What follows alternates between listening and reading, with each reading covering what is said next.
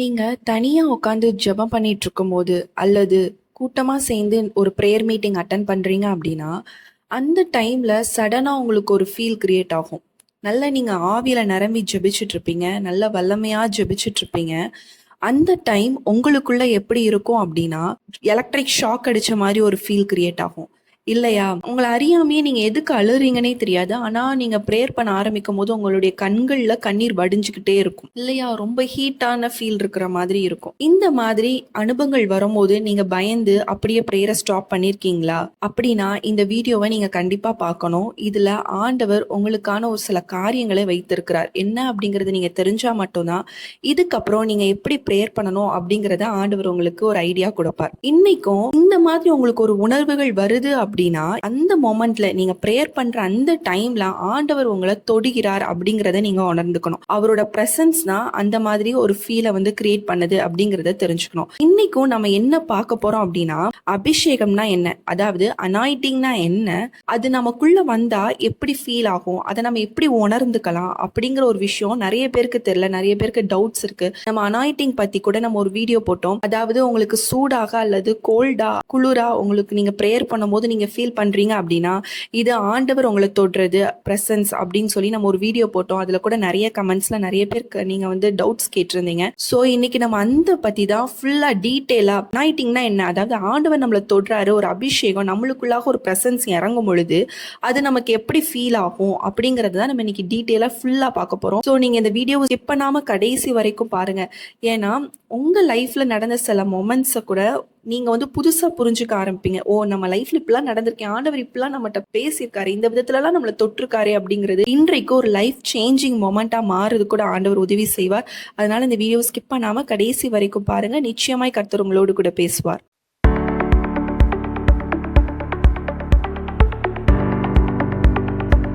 அபிஷேகம்னா என்ன, what is அனாயிட்டிங் அப்படிங்கிறத நம்ம டீட்டெயிலா நம்ம இப்ப பார்க்கலாம். அப்போஸ்தலர் 10ஆம் அதிகாரம் 38ஆம் வசனத்துல சொல்லப்பட்டிருக்கு, நஸ்ரேனாகிய இயேசுவை தேவன் பரிசுத்த ஆவியினாலும் வல்லமையினாலும் அபிஷேகம் பண்ணினார். சோ இங்க அபிஷேகம் அப்படின்னா என்ன அப்படின்னு பாத்தீங்க அப்படின்னா, பரிசுத்த ஆவியானவராலும் வல்லமையாலும் அவங்களை டச் பண்றது பேரு தான் அப்படி என்ன அப்படின்னா ஒரு அனாயிட்டிங் அப்படிங்கிறத நம்ம இங்க டீட்டெயிலா பார்க்கலாம். அப்போ ஆண்டவர் நம்ம மேல தொடுறதும் நம்ம மேல இருக்கிறதும் இண்டிகேட் பண்ணுது அப்படின்னா, பரிசுத்த ஆவியானவரும் அவரோட வல்லமையும் நம்மளை டச் பண்றதுனாலதான் நம்மளுக்குள்ளாக சில ஃபீலிங்ஸ் நடக்குது அந்த டைம்ல. அது என்ன அப்படிங்கறத நம்ம டீட்டெயிலா நம்ம வந்து பார்க்கலாம். இன்னொரு வசனம் கூட சொல்லப்பட்டிருக்கு. ஏசாயா 10ஆம் அதிகாரம் 27ஆம் வசனத்துல சொல்லப்பட்டிருக்கிறது, அபிஷேகம் நுகத்தை முறிக்கும் அப்படின்னு சொல்லி நம்ம வந்து பார்க்கிறோம். அப்ப அபிஷேகம் நமக்குள்ள வந்ததுன்னா லைஃபே சேஞ்ச் ஆகும். நம்ம லைஃப்ல இருக்கக்கூடிய நுகங்கள், நம்ம லைஃப்ல இருக்கக்கூடிய பாடுகள் எல்லாவற்றையும் மேற்கொள்வதற்கு இந்த அபிஷேகம் என்ன பண்ணும் அப்படின்னா ரொம்ப ஹெல்ப்ஃபுல்லா இருக்கும் அப்படிங்கறத நம்மளுக்கு இங்க வேதம் சொல்லப்படுது. வேதத்துல சொல்லப்பட்ட ஒரு காரியத்தை குறித்து நம்ம டீட்டெயிலா பார்க்கலாம். அதாவது 2 சீஷர்கள் ஜெருசலேம்ல இருந்து எம்மாவூருக்கு வந்து என்ன பண்ணிட்டு இருக்காங்க அப்படின்னா டிராவல் பண்ணிட்டு இருக்காங்க, நடந்து போயிட்டு இருக்காங்க. அவங்க மனசுல ஃபுல் ஆஃப் பெயின், அவங்க மனசுல ரொம்ப வேதனையோட கஷ்டத்தோடு, ஏன்னா இயேசு வந்து மேசியா வந்து நம்மளை காப்பாற்றுவார், அவர் நம்ம கூட இருப்பார் அப்படிங்கிறத அவங்க வந்து ரொம்ப நம்பிட்டு இருக்க டைம் அவர் வந்து சிலுவையில் அறையப்பட்டிருக்காரு அப்படிங்கிற விஷயங்கள்லாம் வந்து அவங்க ரொம்ப டிசப்பாயின்மெண்ட் ஆயிட்டாங்க. ரொம்ப கவலையாகி நடந்து கொண்டு வரும் பொழுது என்ன ஆகுது அப்படின்னா, 3ஆவதா ஒரு நபர் வந்து அவங்களோட சேர்ந்து அவங்களோட டிராவல் பண்றாங்க. ஆனா அவங்களுக்கு தெரியல அதுதான் 3ஆவது நபர் தான் இயேசு அவங்க கூட டிராவல் பண்றாங்கிறத தெரியாம அவங்க பேசிட்டு வராங்க. இயேசு சுவாமியும் அந்த 3ஆவது நபரும் என்ன பண்றாங்க, அவர் வந்து சில காரியங்கள் குறித்து போதிச்சுட்டே வரும் பொழுது, பேசிக்கொண்டே வரும் பொழுது அவங்களுடைய இருதயத்துல என்ன அப்படின்னா இருதயம் கொழுந்து விட்டு எரியறத நம்ம வந்து பாக்குறோம். வேதத்துல வந்து அந்த வார்த்தை வந்து சொல்லப்பட்டிருக்கு. அப்புறம் தான் அவங்க வந்து ரியலைஸ் பண்றாங்க அந்த இன்ஸ்டன்ட். அவங்க வந்து அவங்க எம்மா ஒரு பிளேஸ்க்கு வந்ததுக்கு அப்புறம் அவங்க வந்து ரியலைஸ் பண்றாங்க, ஆமா ஆண்டவர் தான் நம்ம கூட இருந்து பேசியிருக்காரு, அவர் அங்க பேசும்பொழுது நம்மளுடைய இருதயம் கொழுந்து விட்டு எரியவில்லையா அப்படின்னு சொல்லி அங்க வார்த்தை வந்து சொல்லப்பட்டிருக்கும். லூக்கா 24:32 சொல்லப்பட்டிருக்கும். என்ன அப்படின்னா, ஆண்டவர் நம்ம கூட இருக்கும்போது அவரோட பிரசன்ஸ், அவர் நம்ம கூட சேர்ந்து டிராவல் பண்ணும் பொழுது, இல்ல நம்ம ஜெபிக்கும் பொழுது, நம்ம உட்காரும் போது, அவர் நம்மளை தொடும் பொழுது நமக்குள்ளாக என்ன பண்ணும் அப்படின்னா ஒரு பிரசன்ஸ், அவர் தொடுற ஃபீல் வந்து நம்மளுக்கு கிரியேட் ஆகும். எல்லாருக்கும் ஒரே மாதிரி இருக்குமான்னு கேட்டீங்க அப்படின்னா இருக்காது. ஒவ்வொருத்தருக்கும் ஒவ்வொரு விதமான தொடுதல் ஃபீல் பண்ணுவீங்க. ஒவ்வொருத்தருக்கும் டிஃப்ரெண்டான அனாயிட்டிங் இருக்கு. ஆனா அதை வந்து சில பேருக்கு தெரியாது. இதுதான் அனாயிட்டிங், இதுதான் நம்மளை தேவன் தொடுறாரு, இதுதான் அபிஷேகம் அப்படிங்கிறது தெரியாமையே ஆண்டவரே எனக்கு அபிஷேகம் தாங்க, அபிஷேகம் தாங்க, அபிஷேகம் தாங்கன்னு கேட்டுக்கிட்டே இருக்கிற பர்சன்ஸா நம்ம வந்து காணப்படுவோம். போறோம். இன்றைக்கு நம்ம டீட்டெயிலா பார்க்க போறோம். ஒரு 7 அனுபவங்கள், அபிஷேகத்துல ஒரு 7 அனுபவங்கள் இருக்கு. அந்த 7 அனுபவங்கள் நீங்க யாராவது ஃபீல் பண்ணிருக்கீங்களா அப்படின்ட்டு நம்ம ஒவ்வொன்றா பார்க்கும்பொழுது நீங்க உங்களே ரியலைஸ் பண்ணி பாருங்க. நிச்சயமா அது உங்களுக்கு ஒரு சந்தோஷத்தை கொடுக்கும். ஆண்டவர் நம்மளை தொற்றுக்காரு அப்படிங்கிறது நம்ம தெரியாம நம்ம இருந்திருக்கோமே, பட் ஆண்டவர் என்ன தொற்றுக்காரு அப்படிங்கிற ஒரு சந்தோஷத்தை கண்டிப்பா உங்களுக்குள்ளாக கிரியேட் பண்ணும். ஃபர்ஸ்ட் ஒரு விஷயம் பாத்தீங்கன்னா, ஒரு ஹீட் உங்களுக்குள்ளாக ஒரு அக்கினி வந்து எரியும். நீங்க வந்து ஜெபிக்கும் பொழுது, நான் இப்ப முன்னாடி சொன்ன அதே இன்சிடென்ட் தான். அவங்க வந்து பேசிக்கிட்டு வரும் பொழுதே ஆண்டவரோட பிரசன்ஸ் என்ன பண்ணுதுன்னா அவங்களுக்குள்ள அக்கினியா எரிந்து விட்டு கொழுந்து விட்டு எரிந்ததை நம்ம வந்து இங்க வந்து பாக்குறோம். அப்போ அவர் வந்து அக்கினியா நமக்குள்ள இறங்கும் பொழுது மோசேயின் நடுவுல வந்து முள்செடியில அக்கினியாய் தேவன் இறங்குறத நம்ம வந்து பாக்குறோம். நம்ம நல்ல பிரேயர்ல இருப்போம், நல்ல அபிஷேகத்துல இருப்போம். அந்த டைம்ல நம்மளுக்குள்ள ஒரு சூடான உணர்வு போல, சில பேருக்கு பாதங்கள்ல சூடா இருக்க மாதிரி இருக்கும், முதுகு பகுதியில, கையில, ஷோல்டர், இந்த மாதிரி தலை பகுதியில இந்த மாதிரி சூடா நீங்க உணர்றீங்க அப்படின்னா ஆண்டவர் உங்களை தொட்டுட்டு இருக்காரு. அவரோட பிரசன்ஸ் உங்களை கண்ட்ரோல் பண்ணிட்டு இருக்கு. அவர் உங்களை வந்து லீட் பண்ணிட்டு இருக்காரு. அவர் உங்களை வழி நடத்தி கொண்டு இருக்கிறார் அப்படிங்கறத நீங்க நல்லா தெளிவா புரிஞ்சுக்கோங்க.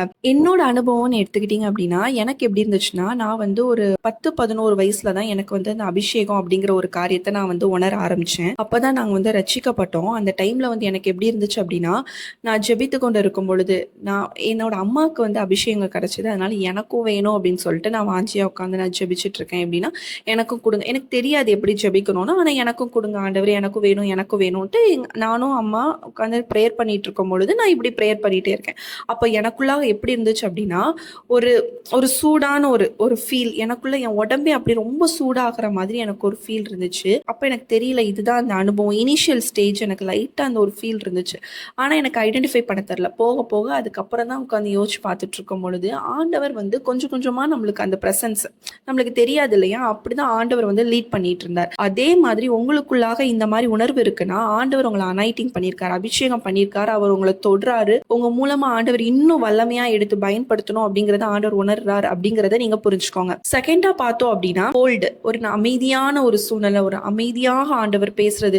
ரொம்ப உங்களோட சிச்சுவேஷன் ரொம்ப பரபரப்பா இருக்கும், எல்லாமே இழந்து போய் ஒரு டிசாஸ்டரா, ஏதாவது எதுவுமே சரி கிடையாது என் வாழ்க்கையில. ஆனா நீங்க ஜபத்துல உட்காரும் பொழுது உங்களுக்குள்ளாக ஒரு அமைதி ஒன்று வரும். அந்த பீஸ்க்கு அர்த்தமே இருக்காது, அந்த அமைதிக்கு காரணமே இருக்காது. ஆனா அமைதியான இருக்கிறதுக்கான சூழ்நிலை கிடையாது. உங்க மனசு படபடப்பா பல விஷயங்கள் யோசிக்கும், ஒரு மாதிரி குழப்பத்துல இருப்பீங்க. ஆனா நீங்க ஜபத்துலன்னு உட்காரும் பொழுது உங்களுக்குள்ளாக ஒரு சமாதானம் உண்டாகும்.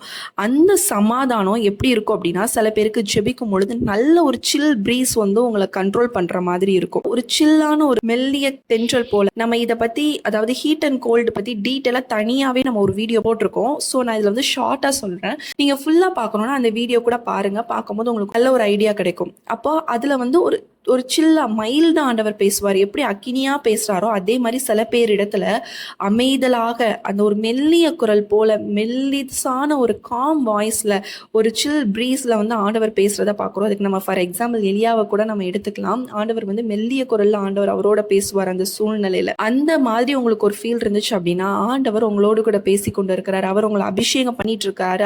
அவரோட பிரசன்ஸ்ல தான் நீங்கள் மூவ் ஆன் ஆயிட்டு இருக்கீங்க, நீங்க போயிட்டு இருக்கீங்க அப்படிங்கிறத நீங்க புரிஞ்சுக்கோங்க. தேர்ட் பாயிண்டா பார்த்தோம் அப்படின்னா, ஒரு எலக்ட்ரிக் ஷாக், ஒரு பவர் டச் பண்ற மாதிரி இருக்கும். இப்போ வந்து நம்ம ஒரு வேதத்துல கூட ஒரு வசனம் வாசிக்கலாம்.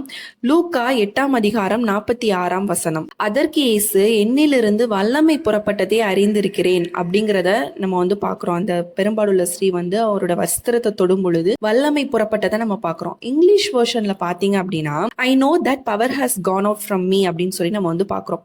ஒரு பவர் வந்து ஆண்டவர் தொடும் பொழுது நமக்குள்ள ஒரு ஃபீல் ஆகும். சில பேருக்கு எலக்ட்ரிக் ஷாக் அடிச்ச மாதிரி, ஒரு வைப்ரண்டா, ஒரு கூஸ் பம்ப்ஸ், மேல எல்லாமே புல்லரிக்கிற மாதிரி இருக்கும். ஒரு ஷாக் அடிச்ச மாதிரி உங்களுக்குள்ள ஒரு வைப்ரேஷன் நடக்கும். டப்புன்னு ஒரு வைப்ரேட் ஆகிற உடம்பு ஒரு மெய்சில் இருக்கிற மாதிரி ஒரு ஃபீல் இருந்துச்சு அப்படின்னா ஆண்டவர் உங்களை தொடுறாரு, அவரோட அனாயிட்டிங் உங்களை டச் பண்ணிட்டு இருக்கு அப்படிங்கிறத நீங்க புரிஞ்சுக்கோங்க. நாலாவதா ஒரு விஷயம் பார்த்தோம் அப்படின்னா, காரணமே இல்லாம நம்மளுக்கு கண்ணீர் வரும். நம்ம ஜெபிக்கும் பொழுது நீங்க ஆண்டவர் சமூகத்துல உட்கார்ந்துருக்கீங்க அப்படின்னா ஒரு கண்ணீர், உங்களை அறியாமே நீங்க கண்ணீர் வடிக்கிற ஒரு நபராக காணப்படுவீங்க. நீங்க நினைக்கலாம், நம்ம வந்து எந்த பாவமும் பண்ணல, நான் எதுவுமே பண்ணல, ஆனா எனக்கு மட்டும் ஏன் கண்ணீர் வந்துட்டு இருக்கு, பாக்குறவங்க என்ன நினைப்பாங்க, நான் ஏதோ பாவம் பண்ணி பாவத்துக்காக ஜெபம் பண்றேன்னு நினைப்பாங்களே, இப்படிலாம் நீங்க நினைச்சு நிறைய நாள் உங்களோட கண்ணீரை கண்ட்ரோல் பண்ணிருப்பீங்க. ஆனா உங்களால கண்ட்ரோல் பண்ணவே முடியாது. அந்த கண்ணீர் வந்து தேவனுடைய பிரசன்ஸ்னால வருது, அவருடைய தொடுதல்னால வருது அப்படிங்கிறத நீங்க புரிஞ்சுக்கோங்க. எனக்கும் எடுத்துக்கிட்டீங்கன்னா ஆரம்பத்துல இருந்து இப்போ எனக்கு வந்து அபிஷேகம் பண்ணப்பட்ட டைம்லலாம் நான் நல்ல அனாயிட்டிங்ல நல்ல ஃபீல் ஆகும். எப்படி எனக்கு அந்த எலக்ட்ரிக் ஷாக் அந்த ஃபீல் இருக்குமோ, எனக்கு அந்த ஒரு தொடுதல், அந்த ஒரு கூஸ் பம்ப்ஸ் என் மேலெல்லாம் புல்லரிக்கிற மாதிரி இந்த மாதிரிலாம் ஃபீல் இருக்கும். ஆனா அதை தாண்டி வந்து நான் என்னைக்கெல்லாம் நான் அனாயிட்டிங்ல நான் என்ன மெய் மறந்து நான் ஃபீல் பண்ணணும், அன்னைக்கெல்லாம் என்ன அறியாம அந்த கண்ணீர் வரும். அந்த கண்ணீர் வந்து சில நேரம் அமைதியில் எனக்கு அழுக வரும், சில நேரம் நல்ல சத்தமா நான் வந்து அழுற மாதிரி எனக்கு ஒரு இது கிரியேட் ஆகும். அது ஏன் என்னன்னு எனக்கு ரீசன் தெரியாது. ஆனா அவரோட அன்பு வந்து என்னை உருக்குறத என்னால உணர முடியும். அவரோட அன்பு என் மேல எவ்வளவு அன்பு வச்சிருக்காரு, அந்த கண்ணீருக்கு அது மட்டும் தான் எனக்கு பதிலா தெரியும். அவர் என் மேல எவ்வளவு அன்பா இருக்காரு, நான் ஜெபிக்கணும்னு உட்கார்ந்தாலே என்கிட்ட பேசுறாரு, என்னை தொடுறாரு அப்படிங்கறத நினைக்கும் பொழுது என்ன அறியாம என் கண்ணுல இருந்து தண்ணி வரதை நான் உணர முடியும். இப்ப அதே மாதிரி உங்களுக்கும் இந்த மாதிரி நீங்க ஜெபிக்கும் பொழுது உங்களை அறியாமையே கண்கள்ல கண்ணீர் வருது அப்படின்னா ஆண்டவர் உங்களை தொடுறாரு அப்படிங்கறத நீங்க புரிஞ்சுக்கோங்க. அதனால கண்ணீரோடு ஜெபிக்கிறது வந்து தவறு, இது வந்து அப்படிங்கிறதுலாம் இல்லை. ஆண்டவர் எந்த டைம்ல உங்களை எப்படி லீட் பண்றாலோ அந்த லெவலுக்கு நம்ம விட்டுறணும். நம்மளை வந்து கண்ட்ரோல் பண்ணவே கூடாது. சில பேருக்கு எப்படி இருக்குன்னா ரொம்ப சந்தோஷமா இருக்கும், ஆனா சூழ்நிலைகள்லாம் அப்படி இருக்காது. ஆனா உங்களுக்குள்ள ஒரு சந்தோஷம் இருக்கும். நீங்க ஆண்டவர் சமூகத்துக்கு வந்து உங்களை அறியாமையே ரொம்ப ஓவர்வெல்ம் ஆவீங்க. உங்களுக்குள்ளாக அந்த சந்தோஷம் நிரம்பி வழியும். அந்த மாதிரி அனுபவங்கள் இருந்தாலும் ஆண்டவரோட பிரசன்ஸ், அவரோட அனாயிட்டிங் உங்களை தொட்டுட்டு இருக்கு அப்படிங்கறத நீங்க உணர்ந்துக்கோங்க. ஐந்தாவதா பார்த்தோம் அப்படின்னா ஒரு வெயிட்லெஸ்ஸா நம்மள ஃபீல் பண்ணோம். நம்ம உடம்பு வெயிட்டாவே தெரியாது, ஒரு வெயிட்லெஸ்ஸா நம்ம வந்து ஒரு மிதக்கிற மாதிரி, ஒரு பறக்கிற மாதிரி, மிதந்துட்டு இருக்க மாதிரி ஃபீல் இருக்கும். அதுதான் சில டைம் அனுபவங்கள்ல எனக்கும் அந்த மாதிரி இருக்கு. ஒரு மாதிரி நான் இதுலயும் ஃப்ளோட்டிங் ஆயிட்டு இருக்க மாதிரி, மிதந்துட்டு இருக்க மாதிரி எனக்கு ஒரு ஃபீல் இருக்கும். இப்போ அதே மாதிரி உங்களுக்குள்ளாக ஒரு ஃபீல் இருந்துச்சு அப்படின்னா ஆண்டவர் உங்களை அபிஷேகம் பண்ணிட்டு இருக்காரு அப்படிங்கிறத பார்க்கலாம். ஏசாயா 40:31 சொல்லப்பட்டிருக்கு, கர்த்தருக்கு காத்திருக்கிறவர்களோ புதுபலன் அடைந்து கழுகுகளை போல செட்டைகள் அடித்து எழும்புவார்கள். அப்போ அந்த ஒரு ஃப்ளையிங் மாதிரி ஒரு அனுபவங்கள், ஒரு பறக்கிற மாதிரி, ஒரு மிதக்கிற மாதிரி அனுபவங்கள் இருந்துச்சு அப்படின்னா ஆண்டவரோட பிரசன்ஸ், அவருடைய அபிஷேகம் உங்களை ஆட்கொண்டு இருக்கிறது அப்படிங்கிறத நீங்க புரிஞ்சுக்கோங்க. ஆறாவதா ஒரு விஷயம் பார்த்தோம்னா ஒரு கரேஜ் இருக்கும், ஒரு போல்டா இருக்கும், ஒரு சத்தம் போட்டு நீங்க ப்ரேயர் பண்ற ஒரு பர்சனா மாறுவீங்க. நீங்க ஆனா பேசிக்கா பார்த்தா நீங்க ரொம்ப ஷையான ஒரு பர்சனா இருப்பீங்க. நீங்க வந்து யார்ட்டையுமே பேசுற ஒரு நபரா கூட இருக்க மாட்டீங்க. யாராவது கேட்டாங்கன்னா ஒரு வேர்ட்ல ஆமா இல்லைன்னு ஆன்சர் பண்ற ஒரு நபராக காணப்படுவீங்க. ஆனா அபிஷேகம் உங்களுக்குள்ள வரும்போது உங்களுக்குள்ளாக ஒரு தைரியம் உருவாக்கும், ஒரு போல்ட்னஸ் கொடுக்கும்.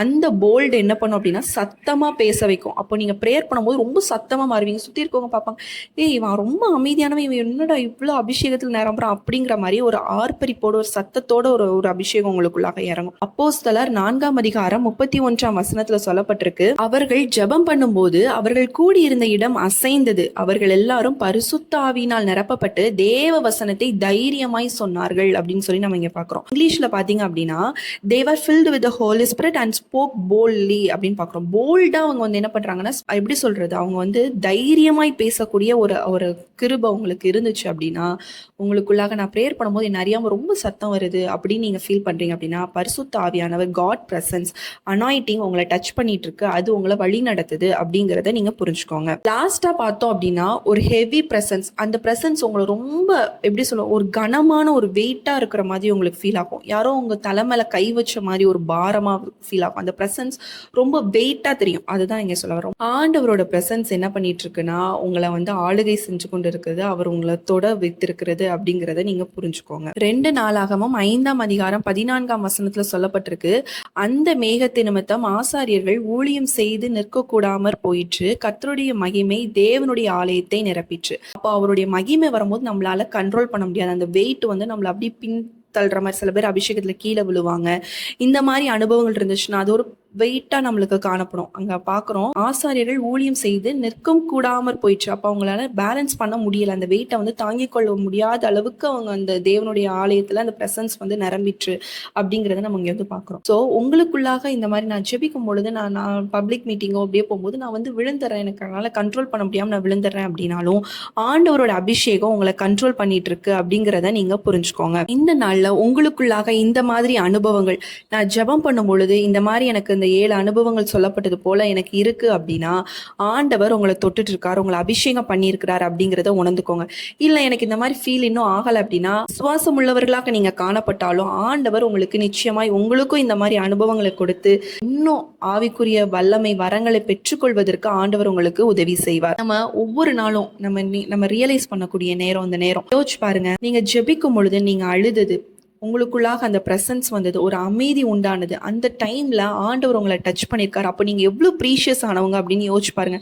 சில நேரம் நினைப்போம், நான் ஒண்ணுக்குமே உதவாதவன், நான் எதுவுமே என்கிட்ட எதுவுமே இல்லை, என்கிட்ட நல்லதுன்னு எதுவும் இல்லை, என் மக்கள் எல்லாருமே நான் எதுக்குமே லாய்க்கு இல்லைன்னு சொல்றாங்க. ஆனா நீங்க யோசிச்சு பாருங்களேன், நீங்க ஜெபிக்கும் பொழுது, நீங்க ஆண்டவர் சமூகத்துல உட்காரும் பொழுதே அவர் உங்ககிட்ட இருக்கிறார். நீங்க அழுத அந்த ஒரு நேரம், நீங்க ஜெபிக்கும் பொழுது ஆண்டவர் தொடுற அந்த ஹீட்டான பிரசன்ஸ், அந்த ஒரு ஒரு ஜில்லுன்னு ஒரு மெல்லிய காற்று போன்று ஒரு எலக்ட்ரிக் ஷாக் அடிச்சது போல உங்களால தாங்க முடியாம நீங்க சத்தம் போட்டு ஜெபித்தது, இது எல்லாமே ஆண்டவர் உங்களை டச் பண்ணி ஒவ்வொரு டைமும் உங்களை தூக்கி தூக்கி விட்டுருக்காரு அப்படிங்கிறத நீங்க உணர்ந்துக்கோங்க. இந்த வீடியோ நீங்க பார்த்துட்டு இருக்கீங்க அப்படின்னா இதுக்கு ஒரு சித்தம் இருக்கு. ஆண்டவர் இந்த வீடியோ மூலமா உங்க கூட பேச வைத்திருக்காரு. நீங்க நினைக்கலாம், ஆண்டவர் என் கூட பேசவே மாட்டேங்கிறாரு, என்னை தொடவே மாட்டேங்கிறாரு, நான் ப்ரேயர் பண்ணி என்ன பிரயோஜனம் அப்படின்னு சொல்லி நீங்க நினைச்சிட்டே இருக்கீங்க. ஆனா ஆண்டவர் சொல்றாரு, நான் உன்னை ஏற்கனவே தொட்டுட்டு தான் இருக்கேன், உன் கூட தான் நான் டிராவல் பண்ணிட்டு இருக்கேன் அப்படிங்கிறத ஆண்டவர் இந்த நாள்ல உங்களுக்காக ஆண்டவர் உங்க கூட பேசி கொண்டிருக்கிறார் அப்படிங்கிறத நீங்க புரிஞ்சுக்கோங்க. நம்ம எல்லாரும் கண்களை மூடி, இந்த பிரசன்ஸ் இல்லாதவங்களுக்காக நம்ம ஜெபிக்க போறோம். இல்ல, இந்த பிரசன்ஸ் இருக்கு, நான் அனுபவிக்கணும், அடுத்தடுத்த கட்டத்துக்கு நான் போகணும், இதுதான் பேசிக் ஸ்டெப், இன்னும் நான் மேலே ஏறி போகணும், ஆண்டவரே எனக்கு நீங்க உதவி செய்யுங்க. நம்ம கண்களை மூடி நம்ம ஜெபிக்கும் பொழுது இந்த நேரத்துல ஆண்டவர் உங்களை சுற்றிலும் அந்த பிரசன்ஸ் ஆண்டவர் உணரும்படியாக நீங்க எல்லாருமே சொல்லுவீங்க, ஆண்டவர் என்னை தொற்றிருக்கிறார் அப்படிங்கிற சொல்லும்படியாக ஒரு அபிஷேகம் உங்களுக்குள்ளாக இறங்க போகிறது. ஆண்டவர் வேதத்துல சொல்லப்பட்டது போல, வேதத்துல நடந்த ஒவ்வொரு விஷயங்களும் ஆண்டவர் இன்றும் செய்து கொண்டிருக்கிறார். வேதத்துல எப்படி ஒவ்வொரு நபர்களும் அவருடைய அபிஷேகத்தை உணர்ந்து கொண்டாங்களோ அதே அபிஷேகத்தை ஆண்டவர் இன்றும் உயிரோட நம்ம கூட ஜீவனோடு ஆண்டவர் இருந்து கொண்டிருக்கிறார். அந்த பரிசுத்த ஆவியானவர் எல்லாவற்றையும் செய்து முடிக்க வல்லவராக இருக்கிறார்.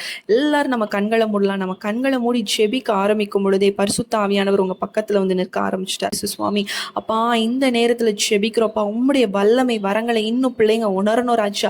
இந்த name of Jesus right now அப்பா, ஒரு ஹோலி ஸ்பிரிட் அப்பா, ஒரு பிரசன்ன, ஒரு அக்கினி அனாயிட்டிங் இறங்கட்டும் இயேசுவே நாமத்தினால். தொடட்டும் ராஜா, ஒவ்வொருத்தரையும் தொடுங்க அப்பா. உம்முடைய பிரசன்ஸை உணரட்டும் இயேசுவே நாமத்தினால. ஒரு வல்லமை இறங்கட்டும் இயேசுவே நாமத்தினால. அபிஷேகம் நுகத்தை முறிக்கும் என்று சொன்ன வார்த்தையின்படி ஆண்டவரே அவங்க வாழ்க்கையில் இருக்கக்கூடிய எல்லா நுகங்களும் முறிக்கப்படட்டும் இயேசுவே நாமத்தினால். ஒரு வல்லமை இறங்கி ஆண்டவரே ஒரு பெரிய அற்புதத்தை அவங்களுடைய வாழ்க்கையில நீர் செய்ய போகிறீர். அதற்காக உமக்கு ஸ்தோத்திரம். தேவ பிரசனம் கூட இருந்த ஆண்டவரே பிள்ளைகளை நீர் வழி நடத்த போகிறீர் ராஜா.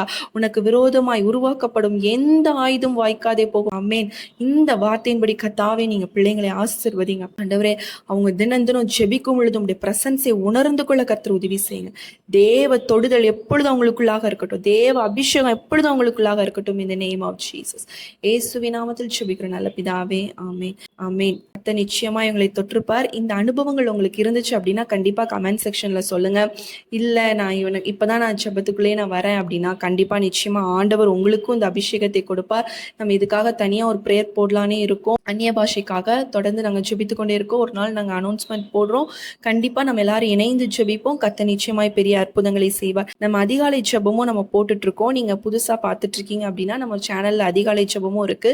நீங்க மார்னிங் வித் ஜீசஸ் அப்படிங்கிற பிளேலிஸ்ட்லேயே நம்ம வீடியோஸ் நம்ம போட்டிருக்கோம். ஸோ அதுவும் பாருங்க, உங்களுடைய ஆவிக்குரிய வாழ்க்கைக்கு ரொம்ப பிரயோஜனமா இருக்கும். உங்களுக்கு ஜெப குறிப்புகள் இருக்கும் அப்படின்னா ஸ்கிரீன்ல தர வாட்ஸ்அப் நம்பருக்கு நீங்க வாட்ஸ்அப் மெசேஜ் பண்ணுங்க, இல்லைன்னா வாய்ஸ் நோட் பண்ணுங்க. கண்டிப்பா நாங்க உங்களுக்காக தொடர்ந்து ஜெபிக்கிறோம். மீண்டும் உங்களை அடுத்த ஒரு வீடியோல சந்திக்கிறோம். கர்த்தர் உங்களை ஆசீர்வதிப்பாராக. ஆமென்.